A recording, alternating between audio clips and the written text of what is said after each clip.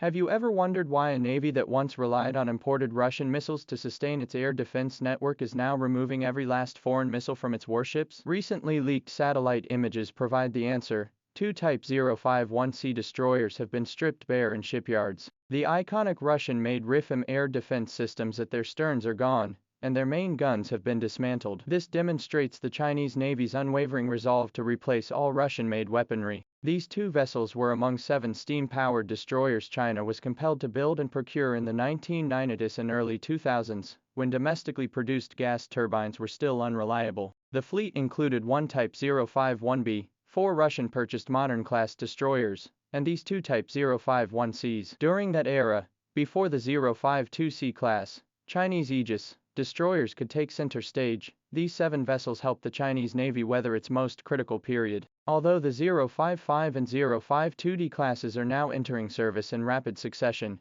the hulls of these 7,000, 8,000-ton older ships remain relatively new. Retiring them outright would be wasteful, so mid-life upgrades have begun. Both the Type 051B and modern-class destroyers underwent earlier upgrades, replacing their outdated HQ-7 or Russian-made STIL systems with domestically produced HQ-16 vertical launch systems. Their anti-ship missiles were also swapped from YJ-83 or SSN-22 Sunrise to the supersonic YJ-12. Even the Kashtan gun missile system on the modern-class vessels was replaced with China's domestically produced 1130 close-in weapon system. Now that the Type 051C is undergoing upgrades, it signifies that Russian-made missiles have essentially become a relic on China's surface warships. Why the rush to eliminate all Russian missiles? This may be linked to the sinking of the Russian cruiser Moskva during the Russia-Ukraine conflict. The Moskva was equipped with an early version of the RIF system, which proved inadequate against sea-skimming anti-ship missiles, while the RIF-M used on the Type 051C is newer, with missile range extended from 90 km to 150 km, and capable of intercepting targets flying at 10 meters altitude. It still lacks confidence against US and Japanese anti-ship missiles capable of flying as low as 5 meters above the sea surface. More critically,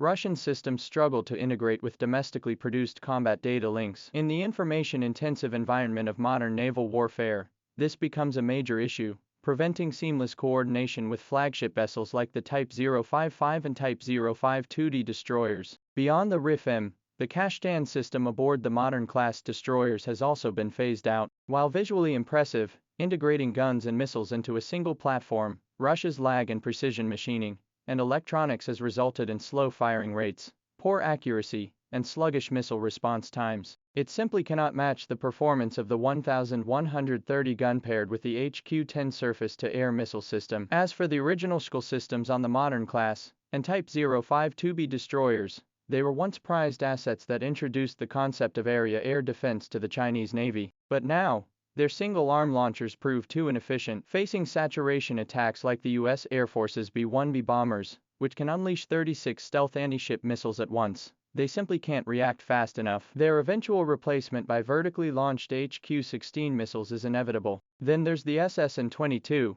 once touted as an aircraft carrier killer, which is now obsolete. Its large size, short range, and poor anti-jamming capabilities make it look like a lump of iron compared to the YJ-12. Even Russia has retired it from its own modern-class submarines. Returning to the 051C itself, its situation is somewhat unique. Back in the day, to cram the bulky RIF-M system into a 7,000-ton hull, they sacrificed the helicopter hangar. This left its anti-submarine capabilities virtually non-existent. Over its years of service, it never once performed a distant escort mission. It mainly stayed with the North Sea Fleet, guarding its home waters as a mobile S-300 missile battery. So what exactly will this upgrade turn it into? Several theories circulate online. One hypothesis follows the approach taken with the Type 051B and modern-class destroyers, transforming it into an enlarged Type 054A. This would involve removing the RIF-M system and installing a 32-cell HQ-16 launcher at the bow. While the range would shrink from the original 150 km to around 100 km,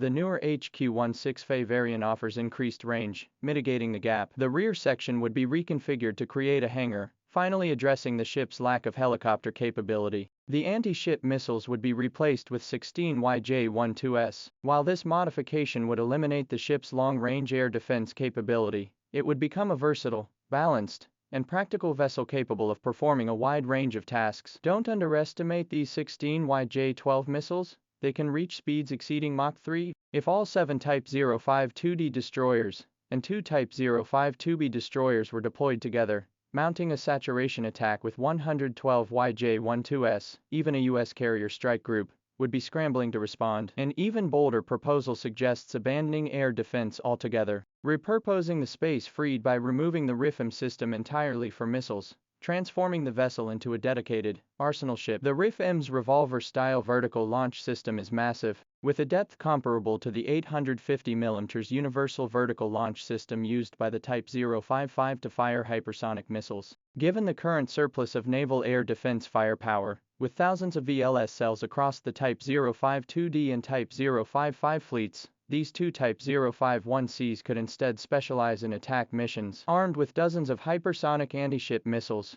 they could operate alongside carrier strike groups, leaving air defense and anti-submarine duties to other vessels. Their sole role would be serving as a rear area missile arsenal for firepower projection. This would enable the two ships to deliver over 100 hypersonic missiles, more than enough to inflict devastating damage on an entire fleet. Technically, such a deep retrofit is feasible. The Type 051C's hull design is mature, with ample space for new equipment. Its radar and electronic systems would require complete replacement. The outdated 30 and 61 passive phased array radar is clearly obsolete today. Replacing it with domestically produced phased array radar would bring a qualitative leap in target detection and anti-jamming capabilities. The command and control system would also be upgraded simultaneously, enabling this veteran vessel to seamlessly integrate into the existing combat system. Thus, while the Type 051C retains its original hull, its internal systems would be completely transformed, evolving from a purely Russian-style air defense vessel into a wholly domestically produced attack platform.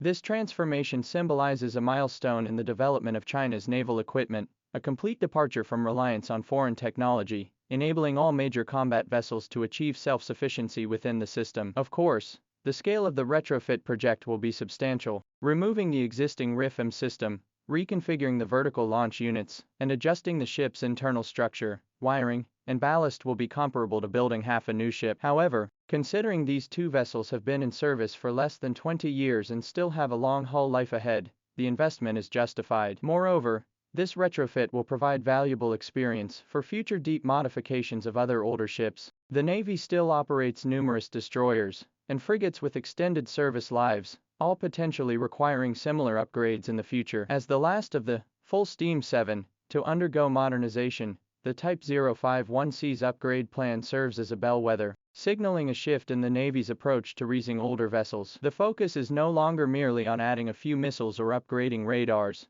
but on fundamentally reshaping a ship's combat capabilities to ensure its continued relevance within new equipment systems. This pragmatic approach also reflects the Navy's careful management of existing resources. Building new ships costs money, and modifying old ones costs money too. The key is to spend wisely. Rather than letting two 7,000-ton vessels sit idle at the dock, it makes sense to transform them into combat-ready assets. Even if they can only handle a portion of operational tasks, the investment is worthwhile. The journey from importing Russian missiles to achieving full domestic production, and then replacing all Russian weapons with domestically made missiles, has taken the Chinese Navy 2 decades. Looking back, the equipment painstakingly acquired years ago, though now retired, indeed helped the Navy navigate its most challenging transition period. Today's complete removal of Russian missiles signifies that the Navy has gained sufficient confidence to no longer rely on foreign weapons for prestige. Regardless of the final modifications to the Type 051C destroyers, one thing is certain: they will no longer sail the seas bearing Russian markings. Instead,